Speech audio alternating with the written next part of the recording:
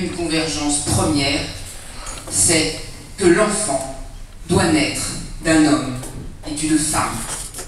Et ce que je veux vous dire ce soir, c'est que cela n'existe plus en France, enfin cela n'est plus le principe de la filiation en France depuis le 17 mai 2013. Nous étions descendus ensemble dans la rue avec Guillaume, que j'avais attrapé par la main à la Sainte-Baume, hein, tu te souviens? À l'été de la Sainte-Baume, pour lui dire août 2012. Quelques semaines après, nous étions chez vous, mon père, et je vous en remercie à nouveau, pour lui dire, cette loi, c'est pas possible, ils vont changer le mariage, c'est important, mais qu'est-ce qu'ils vont mettre dedans par rapport à l'enfant? Et quand on a vu la réalité, effectivement, que l'adoption plénière qui change les origines biologiques de l'enfant, c'est-à-dire qui change ses géniteurs, quand on a vu que c'était effectivement ça qui passait, c'était d'ailleurs écrit dans le programme de M. Hollande, qui ne nous a jamais menti, ouverture du mariage et de l'adoption pour les couples de même sexe, eh bien, c'est là que nous sommes partis tous ensemble, et c'est là que j'ai dit, la famille, elle s'origine d'abord dans la naissance. Et pour naître un enfant, doit avoir un homme, une femme qui sont ses pères et mères.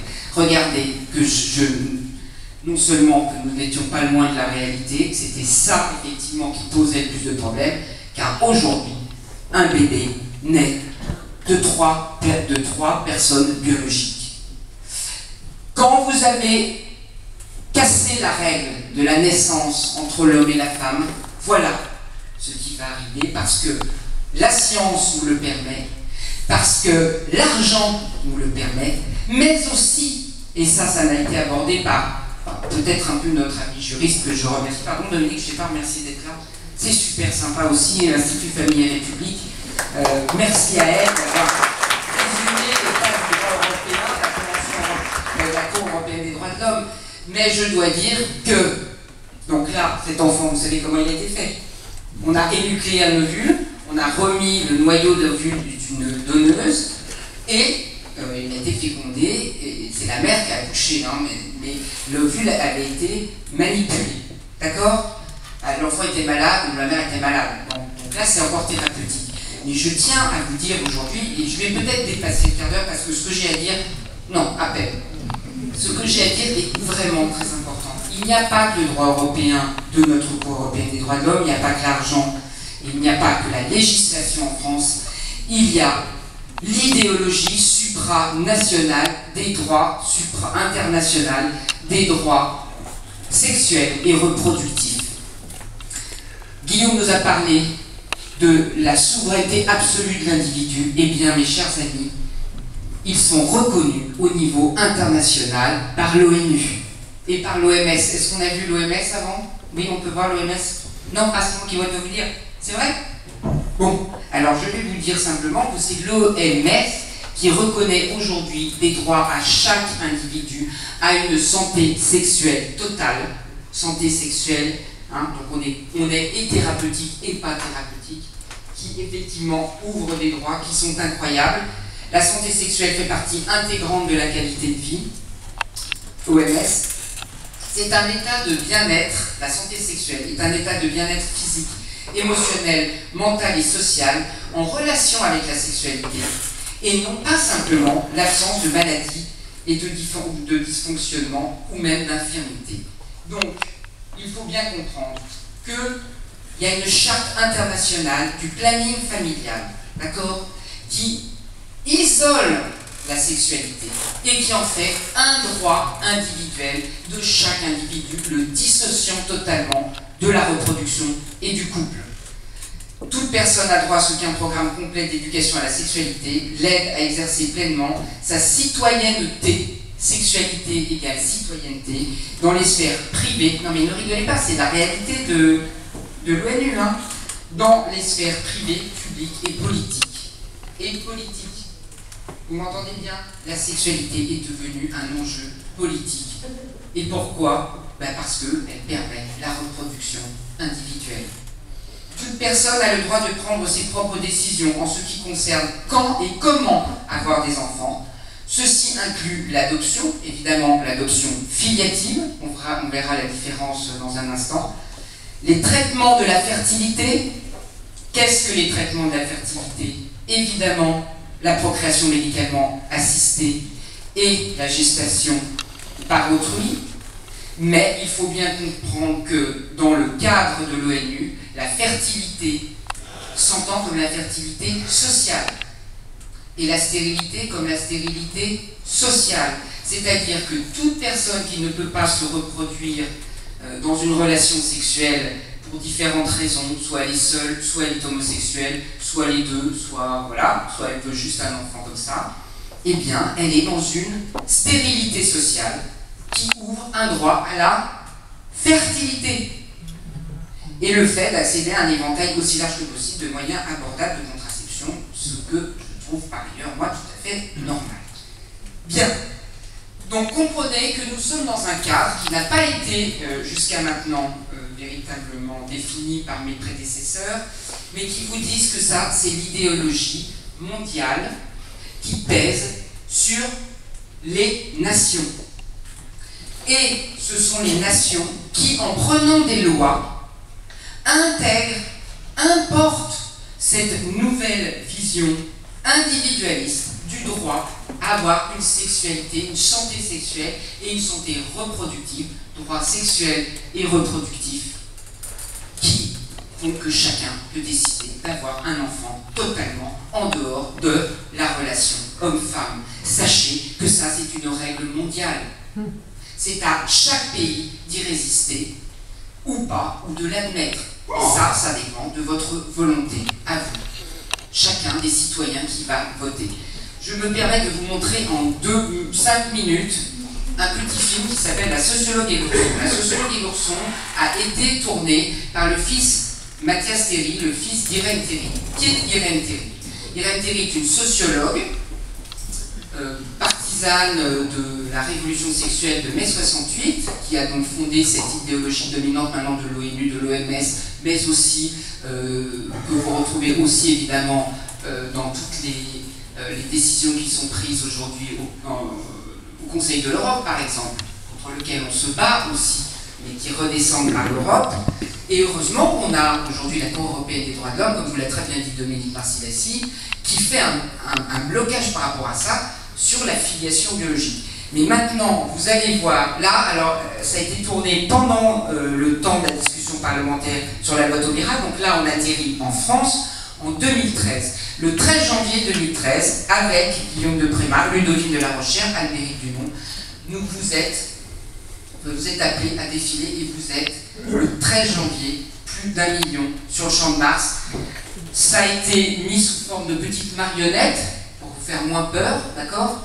Mais là, nous sommes le 13 janvier au soir, et je suis interviewé sur BFM TV, et voilà ce que je dis à la journaliste sur BFM TV, car à l'époque, j'avais l'honneur de conduire les manifs en collaboration avec nos amis les Guillaume.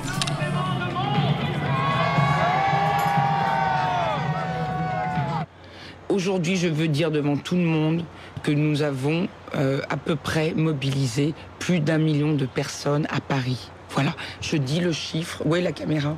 Là, là. 1 million de personnes se sont mobilisées dans la joie et dans l'amour des homosexuels. Nous avons été archi nombreux. Vous prévoyez une nouvelle mobilisation si... Mais bien sûr, si le président ne bouge pas, je vous assure que nous sommes archi mobilisés et que là, vous avez vu simplement la base émergente de l'iceberg.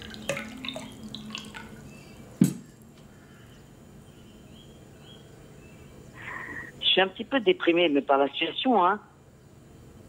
Ces gens qui sont sûrs de leur bon droit, alors que moi, j'arrive pas à faire passer mes idées. Enfin, aujourd'hui, j'ai un petit coup de barre, mais c'est peut-être parce que j'ai beaucoup fait de choses. En plus, chaque fois, des trucs tendus, quoi. À Assas, avec les gens d'extrême droite, chez les notaires, c'était pas gagné d'avance. On se rend compte qu'il y a un énorme chemin à faire, quoi. Oui, c'est surtout Barjot. Elle explique toujours le même truc. Elle dit l'amour homosexuel, pas de problème. Les enfants pour les homosexuels, pas de problème. Le seul problème, c'est qui est marqué de papa plus papa. C'est qu'on dise qu'un enfant est né de 2 hommes. Mais de ce point de vue-là, elle exprime le cœur de l'opposition. Parce que pour eux, les vrais parents, c'est les parents biologiques. Tu comprends? C'est pour ça qu'ils veulent mettre leur nom dans l'état civil de l'enfant. Tu vois? Oui, mais si tu fais, il y a aussi une solution. Mais je ne suis pas pour ça. Je ne suis pas parce que eux, ils veulent dire au fond. Attends. Non, mais c'est très important que tu comprennes ça, Mathias. Bah, je sais, mais tu crois pas qu'on peut faire un truc où on est un peu transparent, où on assume tout? C'est-à-dire, on dit, les vrais parents, c'est ceux qui ont voulu l'enfant, ils ont fait appel à un donneur, et le donneur reste à sa place de donneur, et ça peut pas être écrit. Mais bien sûr que si. Bah, voilà. C'est ce que je dis, c'est ce que j'ai défendu à la fin de Des humains comme les autres. J'ai même montré la formule. Donc ça veut dire juste transparence. Non. Bah pourquoi? Parce qu'il y a deux façons de concevoir la transparence, il faut trancher. Ma transparence, c'est pas la transparence de Barjot qui va vouloir dire que Madame Machin est la donneuse et donc c'est la vraie mère, que le donneur de sperme est le vrai père. Pour eux, les vrais parents, c'est les biologiques. Et puis il y a les éducateurs. C'est comme des sortes de beaux-parents. C'est ça qu'ils disent. Et moi, ce que je dis, c'est que les parents, c'est le couple d'intention, en quelque sorte, et c'est pas le donneur. Le donneur, c'est un donneur, point barre. Et ben alors, qu'est-ce qu'on écrit dans l'acte de naissance? Les noms des parents intentionnels. Ceux qui ont voulu l'enfant, qui vont l'élever. L'identité des donneurs, elle reste dans le dossier médical, et on mentionne qu'il y a eu un don d'engendrement pour arrêter de le cacher. Et ben alors, il suffit d'expliquer à Barjot. Non, mais il suffit pas, Mathias. C'est pas qu'ils n'ont pas compris. C'est une bagarre. C'est une énorme bagarre. Ou plutôt ce qui s'est passé et que nous avons failli gagner. Et je ne reviendrai pas sur les raisons de notre échec, parce que ce n'est pas totalement un échec et c'est pas totalement perdu jusqu'au 17 mai 2017 ou 7 mai 2017. La réalité, c'est que la loi Taubira, elle a changé le principe de la filiation humaine. Parce qu'elle veut changer le principe de la conception de l'enfant. Parce que quand on change le principe de la conception de l'enfant, on change la conception de l'humain.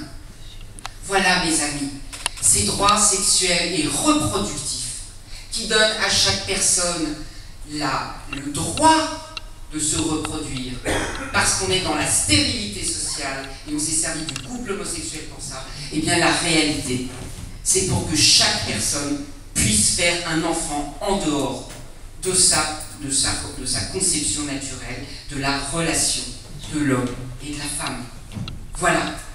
Je vais, la veille, rencontrer Irène Théry, le fameux soir où on me voit avec le petit oiseau, là, sorti de la manif et sorti du plateau. On va mettre ça et vous allez voir que ce qu'elle vient de dire, à moi, elle va me dire. Irène Théry. Oui. On s'est vu à la mairie. On s'était vu à la mairie. Oui, tout à fait. J'espère qu'on va continuer à débattre et à dialoguer. Mais moi aussi. Il y a plein de gens qui comprennent. Oui, ça c'est sûr, vous les aidez pas beaucoup à comprendre. Ben si.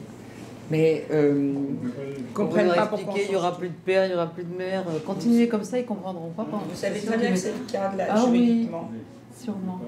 Mais oui. Ben non. L'acte de naissance qui efface la mère, c'est pas possible. Mais non, bien sûr que non.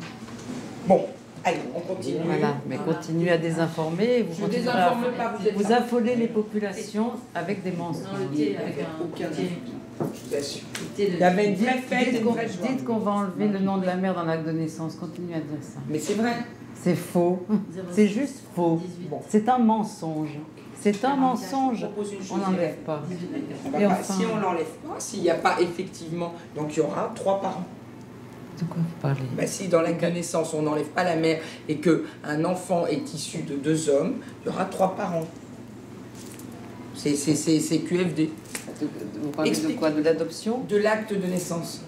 Ben, dans l'acte de naissance. Non, mais que ça soit de l'adoption, de la PMA ou de la GPA, il faut des parents biologiques et des parents éduqués, des parents sociaux.